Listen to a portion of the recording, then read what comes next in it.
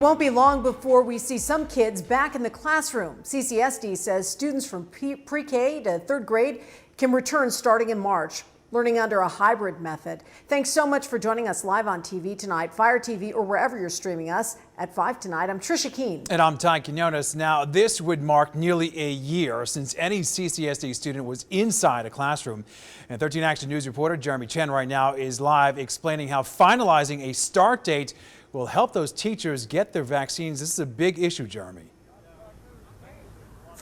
Absolutely, Todd and Tricia, and all this stems from an agreement that was approved by the CCSD trustees back in January to get pre-K to third grade teachers and students back into classrooms. And Superintendent Jara says it's time to move forward.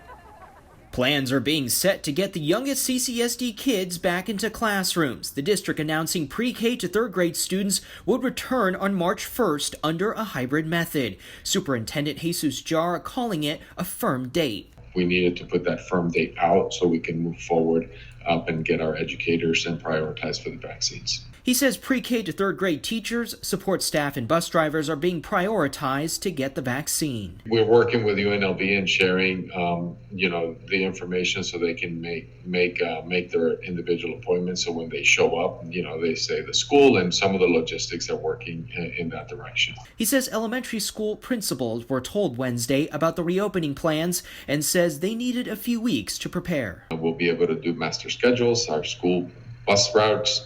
We'll be able to route kids, and it gives us enough time to bring our educators February 22nd, which is 5 days before the children report. Superintendent Jara says older kids are able to return to classrooms in small groups, but there are no plans yet to bring them all back on a hybrid model, saying the focus remains on this current plan. I hope that we can get back and start bringing more kids, but the first thing in our priority is to make sure that this happens, and it's perfect.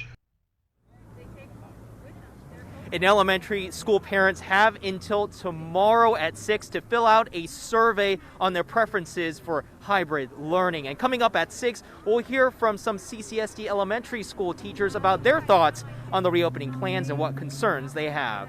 Jeremy Chen, 13 Action News.